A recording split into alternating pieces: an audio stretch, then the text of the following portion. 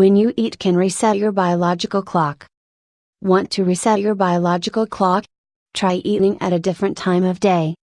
New research suggests that shifting your meal time can also shift your body's internal clock, meaning that recovering from jet lag or adjusting to a shift work schedule might be easier if you also adjust your eating times. The body's biological clock, or circadian rhythm, is controlled by a master clock found deep in the brain and called the suprachiasmatic nucleus, according to the study, published June 1 in the journal Current Biology. But other clocks, called peripheral clocks, are found throughout the body. These peripheral clocks are essentially molecules in cells that respond to signals from the master clock and help control certain metabolic functions in those cells' region of body. Clocks in the liver and pancreas are involved in controlling rises and falls in blood sugar levels, for example. If peripheral clocks fall out of sync with the master clock, it can result in problems with a person's metabolism.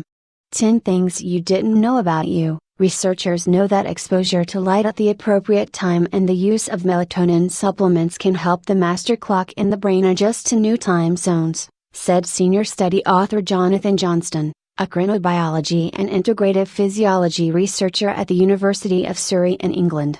But light and melatonin probably have little direct effect on the metabolic rhythms that are controlled by the body's peripheral clocks, he said. In other words, although a person may nudge his or her master clock toward a new time zone by getting exposure to light at the right time, not all the clocks in the person's body will catch up right away. The peripheral clocks that control blood sugar levels influence how much sugar is taken from the blood and how much is released back into the blood, Johnston said. The way the body processes a meal varies over the day, Johnston said. For example, when a person eats at night, blood sugar levels rise higher and stay elevated for longer compared with how blood sugar levels respond to a meal eaten earlier in the day. In the new study, Johnston and his team found that this relationship can also work in the opposite direction. Changing the time of day that a person eats can shift the circadian rhythm of blood sugar levels. To study the effects of meal timing on circadian rhythm, the researchers invited 10 healthy men to live in a lab for 13 days so the researchers could closely observe how the subjects' bodies responded to different eating schedules. The men wore monitors to collect data on their sleep. For the first 3 days of the study, the men were given breakfast 30 minutes after waking up, followed by lunch 5 hours later and dinner 5 hours after that. All of the meals had the same number of calories and the same amounts of carbohydrates, fat and protein.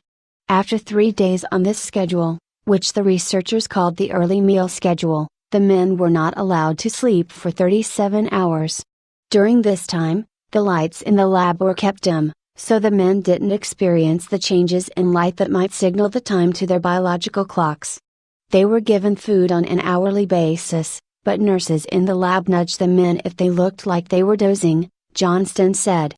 The spooky effects of sleep deprivation. Then, the eating schedule began again, but this time, instead of eating 30 minutes after waking up, the men didn't eat until they had been awake for 5 hours. This late meal schedule went on for 6 days, and then the men repeated the 37-hour period of being continuously awake. The impact of meal timing. The researchers found that after the men shifted their meal schedules by 5 hours, the rhythms of their blood sugar levels also shifted by 5 hours, Johnston said. During the participants' 37-hour periods of being awake, the researchers measured various components of the men's circadian rhythms. Blood was drawn every hour to look at levels of certain hormones and gene expression, and every 6 hours, a small sample of fat tissue was taken from the buttocks. The researchers found that, aside from the changes in the rhythm of blood sugar levels, many other components of the men's circadian rhythms didn't change.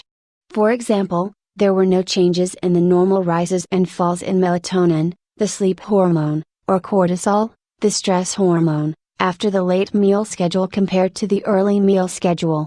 This suggests that the changes observed after the late meal schedule were due to changes in the peripheral clocks and not the master clock, which controls hormone release, Johnston said.